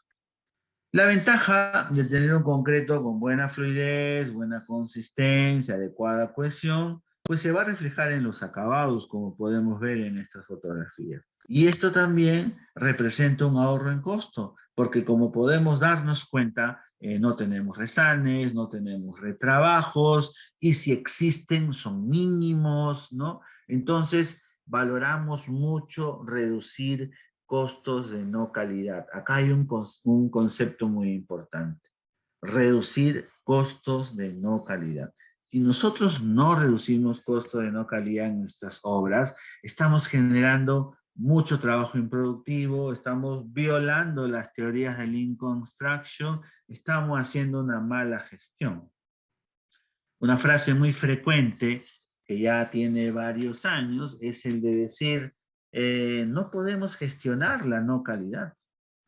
Primero tenemos que darle calidad a una obra. Y cuando la obra está con calidad, recién ahí podemos gestionarla. Un error muy frecuente, hay que decirlo, espero esto no cause molestias, incomodidades, porque no es la idea, estamos contando solo nuestra experiencia, es que a veces vemos que nos preocupamos mucho por gestionar la obra, por verificar mi curva de avance, por verificar mis tiempos, y a veces sin darnos cuenta si realmente en el proceso estamos trabajando con calidad. Y esto no solamente va asociado al mundo del concreto, esto también tiene que ver mucho con cualquier actividad en una obra de construcción. Entonces, otra recomendación de la noche a todos los que nos están escuchando hoy, muchas gracias, es piensen en reducir costos de no calidad, ¿no? Como en el caso del ejemplo que estamos mostrando. Entonces, tenemos acá, bueno, algunas patologías que a veces ocurren, ¿no? Cuando no pensamos con calidad, ¿no? Fuga, ¿no? Una lechada ahí o la parte ya líquida, ¿no? Del concreto. Y luego al día siguiente, cuando desencoframos eso, pues una hermosa cangrejera nos va a esperar, ¿no? Acá, bueno, usamos dulopillo para poder, o esponjas, frenar esas fugas, ¿no? Y bueno, el resultado también son recomendaciones que no tienen que ver ya con el diseño de mezcla, pero ya que está la foto acá, podemos explicarlo, nos ayudan pues a reducir también costos de no calidad, ¿no? Entonces, ya se hace más interesante el concepto, ¿no? Ya no solamente tiene que ver a un tema de diseño de mezcla, también tenemos que tomar en cuenta aspectos que me permitan reducir costos de no calidad como el que estamos brindando, ¿no? Entonces, si no llevo ese cuidado, voy a terminar resanando, voy a terminar generando horas adicionales, como por ejemplo en la imagen derecha, y obviamente ese costo es más alto, ¿no? Y les aseguro que cualquier dueño de empresa no le va a gustar esa partecita que se ve en el lado derecho, para nada, ¿no? Eh, Hoy es el aniversario de nuestra empresa y queremos hablarles también lo que hemos visto en distintos momentos del tiempo en autoconstrucción, ¿no? Todos conocemos esta problemática. Hace poco, inclusive, les cuento, el sábado, para ser exactos, hace 2 días, cerramos un curso de construcción 3D con gente de varios países de Latinoamérica que nos acompañaron. Y una de las conclusiones, ¿no?, del curso, y ya publicaremos algo también en nuestro canal, fue pues obviamente la problemática de vivienda que se vive en general en Latinoamérica, y en especial en algunos países como el nuestro, en donde tenemos demasiada autoconstrucción, ¿no? Entonces eso no permite pues que se desarrollen tecnologías importantes como la construcción 3D o el uso de diversos sistemas, ¿no? Entonces hay que aclarar esto, ¿no? Entonces, no lo vamos a cambiar, es cierto, en un año o en 2, pero aunque no lo crean, también con un adecuado diseño de mezcla, nosotros podríamos dar al menos una solución, un aporte a mejorar, a dar un paso adicional, ¿no? Yo creo que todos en la sala saben a qué me refiero cuando hablo de autoconstrucción. Concretos pues sin mayor control de calidad, con mala proporción arena-piedra, elevada exudación, mucha agua en el diseño, poco control, o sea, prácticamente todos los errores habidos y por haber, ¿no? Estas son las imágenes reales que desnudan nuestra realidad, ¿no? En general, pues llamada autoconstrucción, ¿no?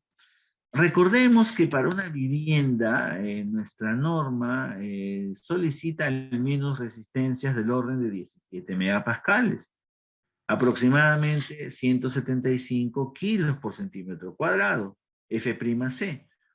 Entonces, es una realidad pues, que nos afecta y que obviamente la vivimos cuando ocurre pues, los sismos, ¿no? Entonces, en un sismo, todo el mundo se preocupa por la mochila, por los espacios, las salidas, pero en el fondo hay que preocuparnos también por dónde estamos viviendo, cómo se ha construido ese edificio, cómo se ha construido esa vivienda, se han respetado los códigos, hemos obtenido un buen diseño de mezcla, tenemos una adecuada trazabilidad.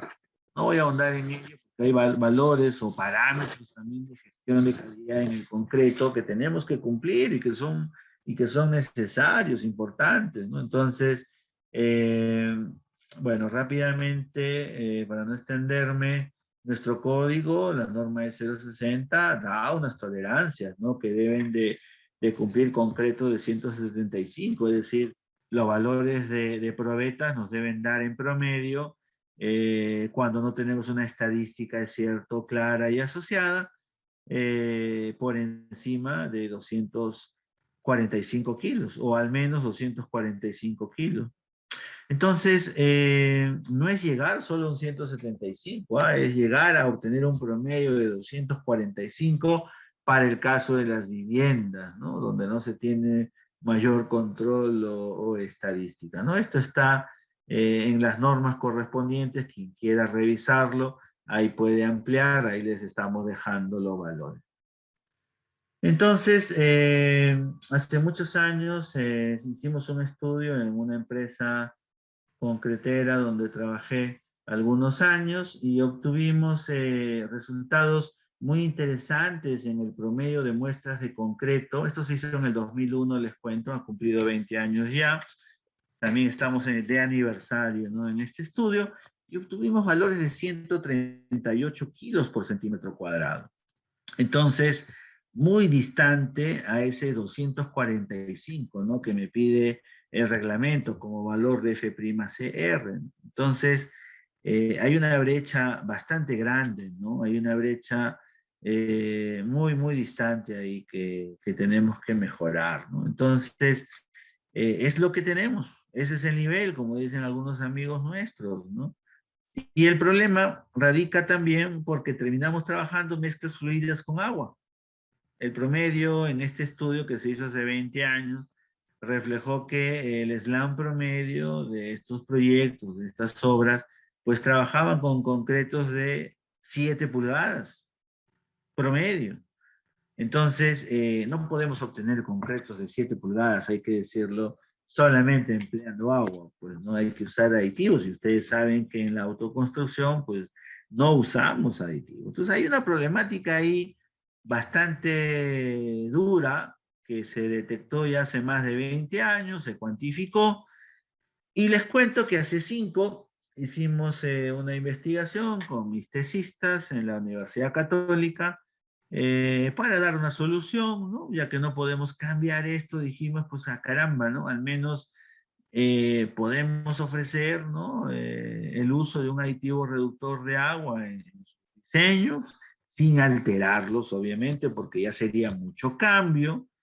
Lo ideal sería hacer los cambios correspondientes también con los diseños de mezcla, pero eso ya conllevaba a una exigencia mayor, una logística y recursos mayores, así que lo que se definió para la investigación realizada hace 5 años fue el poder emplear un aditivo reductor de agua en estos escenarios, en estos tipos de construcción, vamos a decirlo así. Entonces, un reductor de agua convencional eh, permitió lograr un slam adecuado sin necesidad de agregar tanta agua, ¿no? Acá estamos viendo el resultado del 2016, en donde el promedio de los concretos sin emplear aditivo aumentó, ya no era 7 pulgadas, ahora es 8 pulgadas, u 8.4 para ser más exactos, y nos dimos cuenta que empleando el aditivo, el maquinista, el operario, pues terminaba reduciendo la cantidad de agua. Ya ustedes saben qué pasa cuando se reduce la cantidad de agua, ¿no? Prácticamente el valor de asentamiento o slam fue el mismo. Entonces el maquinista ya tiene pues el ojo calibrado, ya tiene el ojo de experiencia y no le agrega más agua si no lo necesita. Aprovechamos ese concepto que ya conocíamos desde aquel estudio realizado hace 20 años y funcionó. Funcionó porque se adaptaron tan fácilmente. Yo diría que tomó solo 5 minutos a que los maquinistas comiencen a usar aditivos. Fue algo muy sencillo que reflejó, obviamente, eh, al haber una reducción de agua, ¿no? Reflejó en un aumento en resistencia. Y esta resistencia ya no fue 138, como también resultó en este segundo estudio, les cuento, es una gran coincidencia, ¿no? Hace 20 años los concretos sin aditivo daban 138 como resistencia promedio.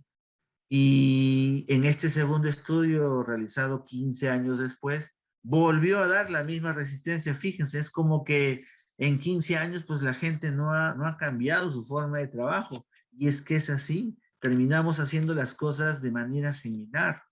Entonces, empleando pues un reductor de agua, esto pasó a ser 184, ¿no? Mejoramos un 25% de las resistencias de concreto.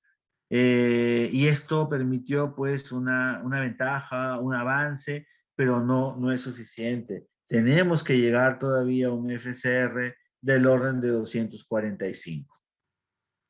Algún detalle que mostramos acá y que nos dimos cuenta también de explicar por qué no podemos lograr es que normalmente en este tipo de construcción la cantidad de agua que se emplea pues es demasiada alta, como la que pueden ver acá en este cuadro, ¿no? Entonces el ASI nos da unas recomendaciones dependiendo de la cantidad de material que estamos empleando, y en la realidad pues terminamos usando más litros de agua, ¿no? Más o menos son 7 kilos más de agua por bolsa de cemento. Imagínense, estamos dando 7 kilos o 7 litros de agua adicional de la que deberíamos usar, ¿no? Entonces, esto explica el por qué tenemos resistencias tan bajas. Los aditivos generan un incremento, sí, ya lo hemos visto, de al menos 25%, pero obviamente es todavía un paso, ¿no? Hay que atacar también calidad de agregados, una mejora en el diseño de mezcla. Para los que les interesa, acá tenemos el detalle, ¿no? De un concreto sin aditivo en autoconstrucción y un concreto con aditivo, que fue lo que empleamos en la investigación.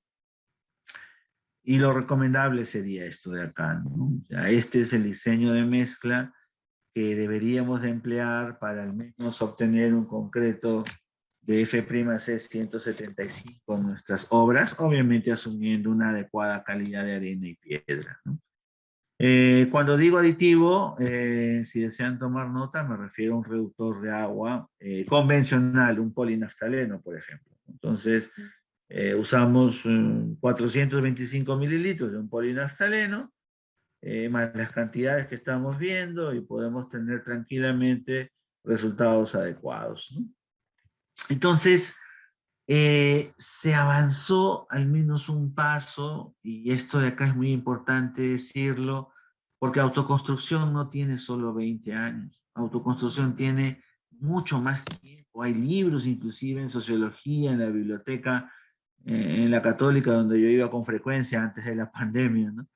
Que hablan al respecto y que tratan de explicar nuestra idiosincrasia, nuestra forma de ser, etcétera. No quiero caer ahora en el terreno sociológico, pero sí, definitivamente hay un punto de mejora.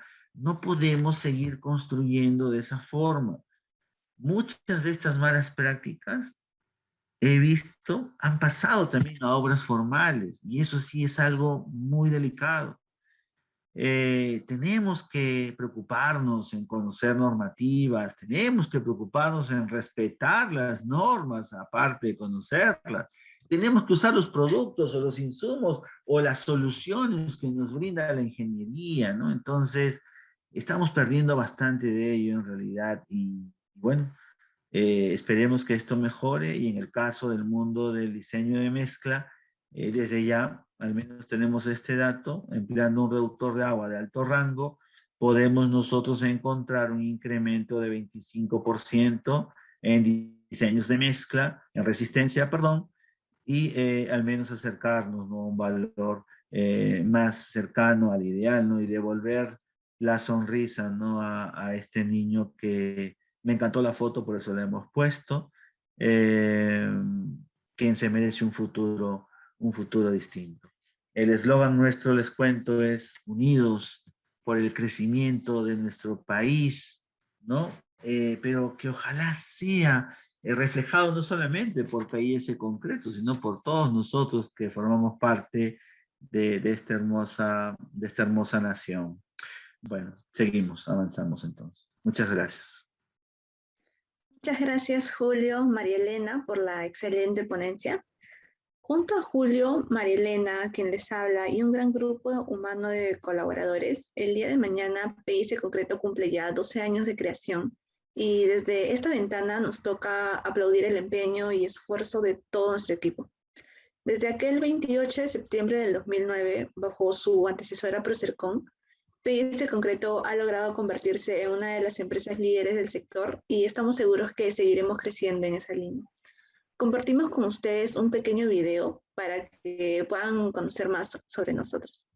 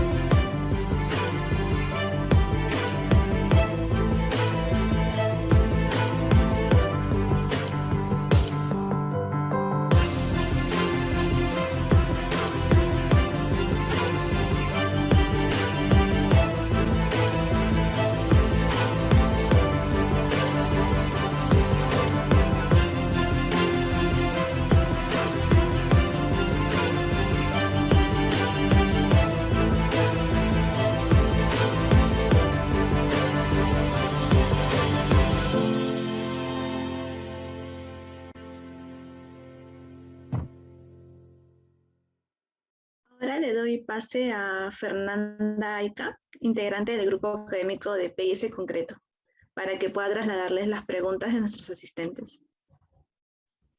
Muchas gracias, Laura. Buenas noches con todos. Excelente ponencia de la del ingeniero Julio y la de la ingeniera María Elena.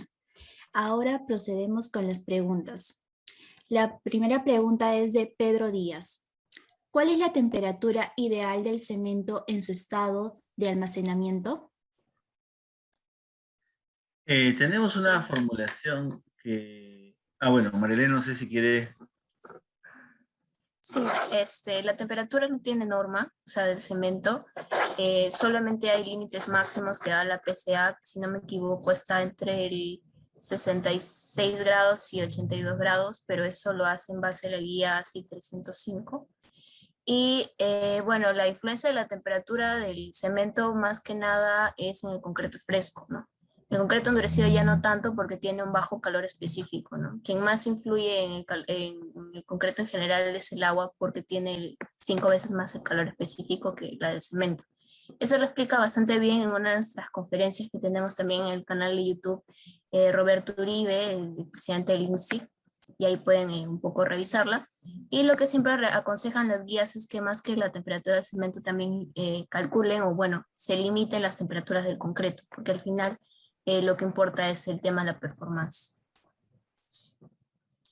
Muchas gracias. La siguiente pregunta es, ¿cuánto es el parámetro de rango de caída de slam de un mixer, considerando un control de planta y un control en obra? Bueno, Bien, la caída de slam depende, ¿no? Perdón, Julio. No, sí. La pregunta típica siempre es cuánto debe caer el concreto, bueno, en el tiempo, ¿no? Y la respuesta siempre es depende, ¿no? Depende de las condiciones ambientales, de la temperatura ambiente, de la temperatura del concreto, depende de las condiciones climáticas, ¿no? Incluso tuvimos la oportunidad en el World of Concrete, ahí hubo una conferencia solamente destinada para ver el tema del efecto de la caída de slam, ¿no? Y la conclusión a la que se llega siempre depende, ¿no? Depende del tipo de cemento que yo uso, ¿no? Si tengo un cemento que genera mayor calor de hidratación, la caída va a ser más brusca, ¿no? Para condiciones típicas en Lima, en un momento, pues, puede ser, no sé, primavera, más que nada, sí, más o menos nosotros hemos visto que más o menos oscila entre 1,5 pulgadas cada media hora, ¿no? Aproximadamente, pero siempre va a depender, ¿no? de diversos factores, ¿no? Así es, y si quieren ya entrar en temas de concretos especiales, hay aditivos llamados mantensores, no confundir con retardantes, son cosas muy distintas. Los mantensores pues permiten lograr una mantención del cono que puede ser casi perfecta por 2 horas, es decir, mantengo mis 8 pulgadas casi en 2 horas igual. No se usan mucho en nuestro medio, hay que decirlo. Lo más real es lo que indica María Elena, en clima de primavera, Lima, pues 1,5 pulgadas, ¿no? Cada media hora, quizás con aditivos convencionales. Si ya quieren entrar en otras tecnologías, ahí pueden tener el conocimiento en mantensores, también aditivos estabilizadores, ¿no? Que permiten tener también ahí un aporte. Aunque prefiero más los mantensores, si me permiten elegir. Agradezco también a la gente de México y Guatemala que nos está escribiendo. A mucha honra, espero ya visitarlos en algún momento. Obviamente de Perú también, ¿no? Que nos han escrito acá en interno. Y bueno, a toda la gente en realidad que esté conectada. Listo. La siguiente pregunta es, si el concreto presenta excesivo burbujeo, ¿se podrá corregir con algún aditivo? Sí, el burbujeo que mostramos en la diapositiva supera pues la dosis, ¿no? Ideal, ¿no? Hay un método llamado cono de Marsh, no sé si, caramba, desde Veracruz, un abrazo para José Arturo de la Fuente, qué emoción, desde acá hasta Veracruz, veracruzana ay, mi cantante, la Yuri, ¿no? La Yuri me parece que es de Veracruz, ahora que recuerdo, una de mis cantantes favoritas. Bueno, me estoy desviando. En cuanto al burbujeo, la prueba de cono de Marsh No sé si lo pueden ubicar en el chat, si me ayudan a colocar el nombre para que se escriba bien. Es mi favorita para poder entender cuál es la dosis máxima, ¿no?, de un aditivo, ¿no? Entonces, yo no debería de exceder ese punto de saturación que se obtiene en esta prueba, por ejemplo, ¿no? Entonces, muy importante hacer verificaciones preliminares en pastas o en concreto antes de lanzar pues, un diseño a producción y caer en estos temas de sobreedificación. Con lo demás, es mi consejo, no pasemos dosis de saturación y no deberíamos tener problemas de burbujeo. Listo. Entonces, la siguiente pregunta. ¿Es conveniente usar cemento tipo HS en lugar de cemento tipo 5 en el diseño de mezcla para estructuras de saneamiento? Bueno, va a depender de la condición de sulfatos que tenga el terreno. Normalmente ambos, tanto en la E060 como en la guía, sí se recomiendan tanto el tipo 5 como el HS para condiciones severas, ¿no? Ya cuando son condiciones muy extremas, en realidad no se recomienda, bueno, más que no se recomienda emplear alguna protección adicional, ¿no? Ahora, igual y siempre es bueno revisar el análisis costo-beneficio del proyecto, ¿no? Si yo por traer un cemento especial me encarezco mucho de mi diseño, habrá que evaluarlo. Pero la norma y las guías recomiendan ambos cementos. Siempre es bueno también saber que los cementos que son adicionados permiten de repente eh, algún mejor resultado en el tema de durabilidad porque reducen el tema de la porosidad del concreto, ¿no? No sé si ahí Julio quiere ahondar un poco más en la pregunta. Claro, tú también lo explicabas, el ingeniero Jovan Batista, ¿no?, en la Argentina inclusive, se permitió dar una alternativa, ¿no?, a esta problemática del tema de los sulfatos que origina pues el uso del cemento tipo 5, el cemento HS que nos están preguntando, basándose básicamente en contenidos, ¿no?, de cemento por metro cúbico y el nivel de C3A, ¿no?, de cada tipo de cemento, ¿no? Entonces, eso estuvo explicado muy bien por María Elena y seguramente en la grabación lo pueden ver en repetición, ¿no? Entonces, importante ver cada caso, importante ver el nivel de sulfatos y el consejo de la información del ingeniero Jovan Batista, que lo explicábamos también, nos parece muy interesante para atacar esta problemática de sulfatos en obras. Listo. La siguiente pregunta es de Ciro Espinosa. Debido a la pandemia, muchas obras quedaron estancadas y por ende se dejó grandes cantidades de cemento en muchas obras. ¿Qué solución se podría dar con esos cementos que pasaron más de 3 meses almacenados y no utilizados? Ah, bueno, eso nos pasó, me parece que lo comenté rapidito, pero para ahondar un poco más en el tema, sí, pasó bastante, sobre todo los que tienen obras con planta propia, ¿no? Ahí hay dos opciones. La primera es que si tienen el tiempo necesario, pueden hacer unas mezclas de prueba y ver el efecto del cemento que tienen ahí almacenado en la resistencia del concreto. De hecho, hay mucha bibliografía y tesis que mencionan eso, que cuando tienen el cemento bastante tiempo almacenado, no necesariamente hidratado, sino almacenado, lo que recomiendan es eso, ¿no? Hacer una prueba previa para ver cómo va a ser su efecto en la resistencia del concreto. Pero si no disponen del tiempo y ya tienen que emplear el concreto rápidamente, las mismas fuentes te dicen que, bueno, lo que tienes que recurrir es emplear más cemento, ¿no? ¿Cuánto? Depende de qué tanto margen de seguridad le quieras dar. Normalmente algunos recomiendan de 30 kilos en adelante más por metro cúbico, ¿no? En cuanto al tema del diseño. Pero hay las dos opciones, para los que no tienen tiempo y para los que sí la tienen, ¿no? Sí, ¿no? Nos pasó con Marilena, con todo el equipo de PIS. Regresamos a las obras y en pocas semanas ya todos nos llamaban. ¿Qué pasó? Lo bueno de trabajar con conocimientos claros es que, les cuento un secreto, nosotros consideramos una expectativa de falla en nuestros diseños de al menos 2, o sea, un T igual a 2. Y este factor de seguridad fue suficiente para absorber estas caídas que se presentaron en la pregunta que el colega acaba de manifestar. Si nosotros no hubiéramos estado trabajando con un adecuado factor de seguridad o un valor T adecuado, pues hubiéramos tenido un problema mayor que afortunadamente no nos pasó. Pero sí, importante la pregunta. La siguiente pregunta es de Luis Zambrano. Acerca del resultado de las probetas, ¿cuáles son los requisitos para indicar que se está cumpliendo la resistencia a la compresión en cada estructura? Bueno, los requisitos están en la E060, ¿no? Depende del F'C que tú vayas a emplear, ¿no? Te da dos requisitos en base a promedios de 3 probetas consecutivas, bueno, 3 días consecutivos, o una individual no debe ser menor al F'C menos 35 para concretos de F'C bajos, ¿no? Eh, bueno, eso es básicamente lo que está normado es a 28 días, ¿no? Normalmente se recomienda sacar probetas a 3 y 7 días por el tema de que para hacer un seguimiento, ¿no? No esperar hasta que pasen 28 días para recién enterarte que tu concreto pueda presentar una baja, ¿no? Sino de manera preventiva tomar las soluciones debidas. La siguiente pregunta es de Rafael Cachay. ¿Las canteras deben ser estudiadas para que cumplan los usos granulométricos?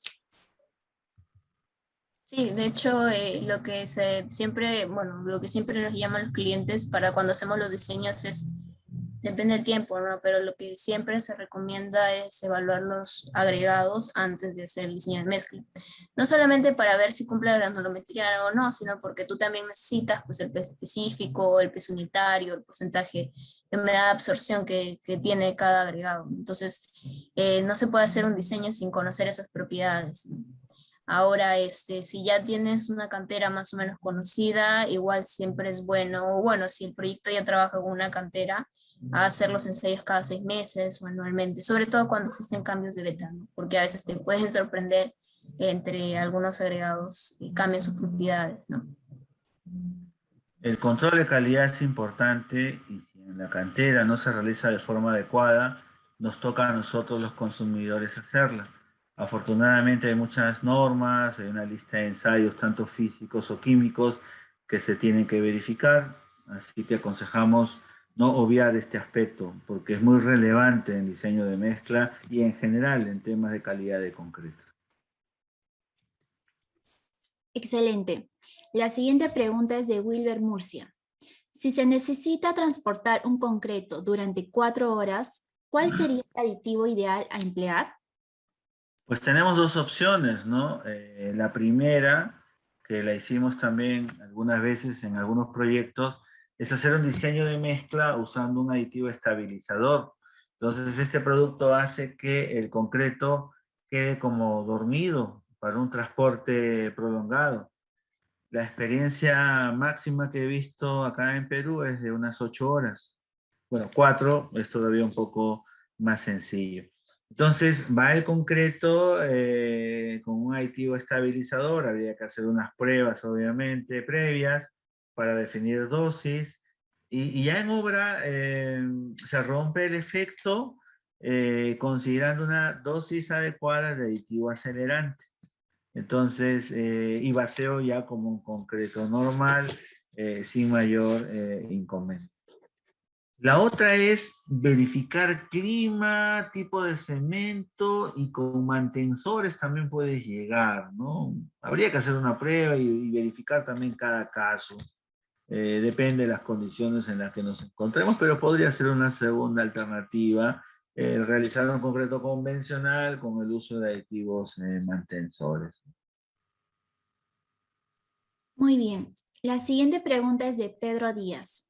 En cada mixer, ¿cómo puedo verificar que se está cumpliendo el diseño de mezcla que se tiene aprobado en una obra?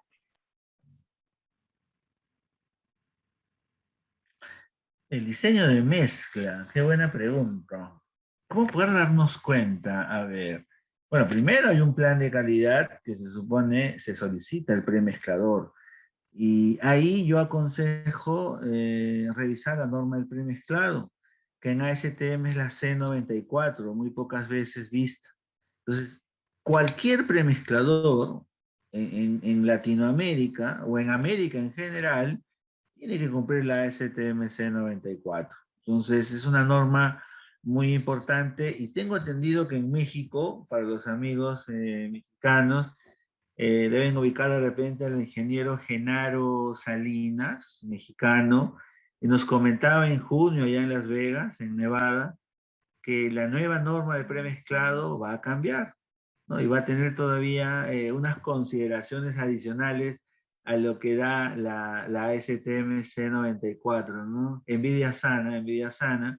Genaro es un ingeniero muy reconocido allá, y bueno, nos dio ese dato hace unos meses, y bueno, acá en Perú tenemos también un equivalente, la NTP 339-114, y esto es lo primero que yo brindo, ¿no? Cumpliendo esta norma de premezclado, lo que te queda es verificar el control de calidad, ¿no? No hay forma de saber cuánta arena, cuánta piedra tiene un concreto.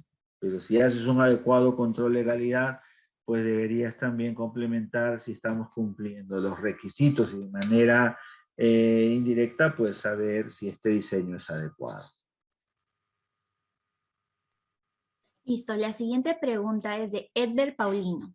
¿Debido a qué factor un concreto premezclado no fragua pasada las 4 horas, teniendo en cuenta que el proveedor no usó aditivos, solo cemento?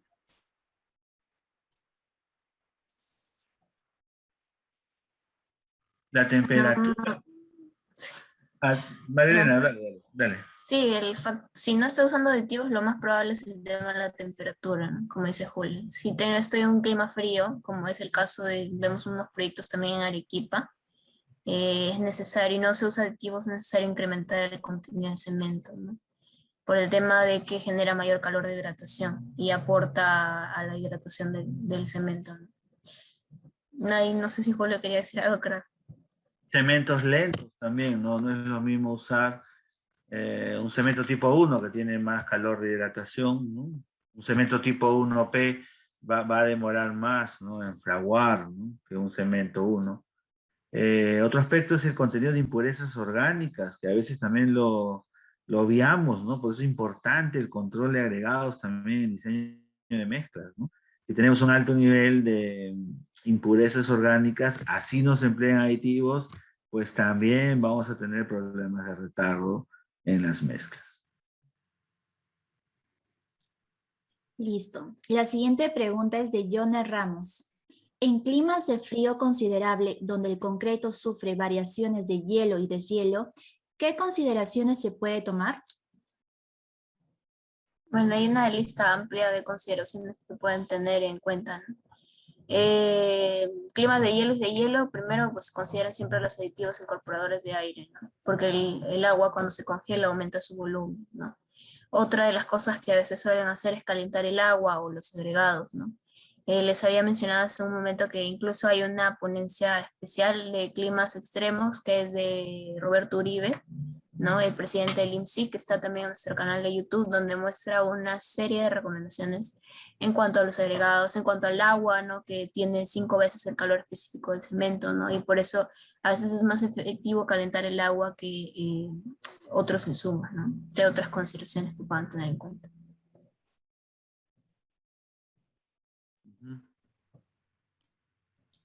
Listo, entonces con la siguiente pregunta de Rafael Cachay.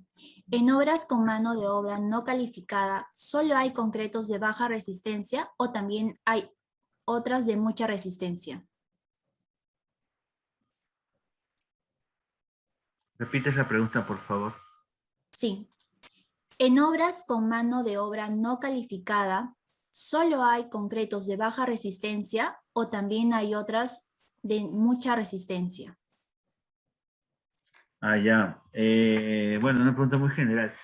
A ver, lo ideal es no tener mano de obra no calificada, ¿no? O sea, siempre aconsejo, inclusive a los estudiantes, sé que hay algunos también en la sala, a que puedan realizar capacitaciones básicas, ¿no?, con las cuadrillas, y ese conocimiento va trasladándose a la mano de obra, entonces ya deja de ser mano de obra no calificada, ¿no? Entonces, de por sí hay que trabajar mucho sobre ello. Pero sí es cierto que mano de obra no calificada influye directamente en obtener baja resistencia, sí, pues porque no llevan mucho control, no tienen el conocimiento, pues, de proporciones, menos relaciones agua-cemento, y eso es un riesgo muy alto, ¿no? Entonces sí es cierto que está en gran medida asociada a un problema de bajas resistencias en mezclas.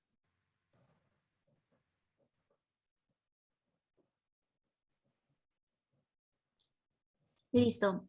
Con eso acabamos con las preguntas.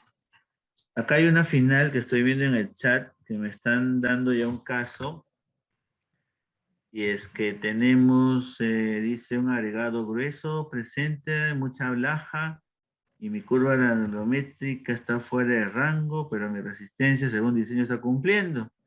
Se puede dar por validado mi agregado y mi diseño, considerando que mis ensayos son conformes. Ah, caramba, qué interesante. Bueno, depende del porcentaje que tengas, ¿no? O sea, las lajas en alto contenido no son obviamente recomendables. No recuerdo ahora de memoria el valor, pero hay una limitante.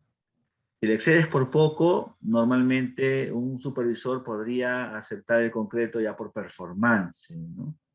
Si ese es el caso, pues es posible probablemente, ¿no? Pero si hay un exceso, ya un alto porcentaje respecto a lo que recomiendan normas, a veces sí pues, se pueden originar zonas débiles, ¿no? En el concreto, ¿no? Que es un riesgo cuando tienes alto contenido en lajas, ¿no?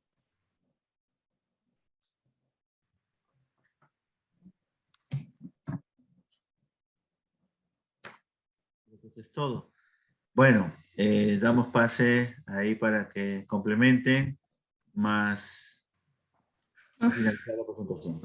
Sí, bueno, Muchas también gracias, agradecerles Julio. a todos por habernos escuchado. En realidad lo que hemos buscado es compartir un poco lo que hemos podido aprender también nosotros en los proyectos en los que siempre nos llaman.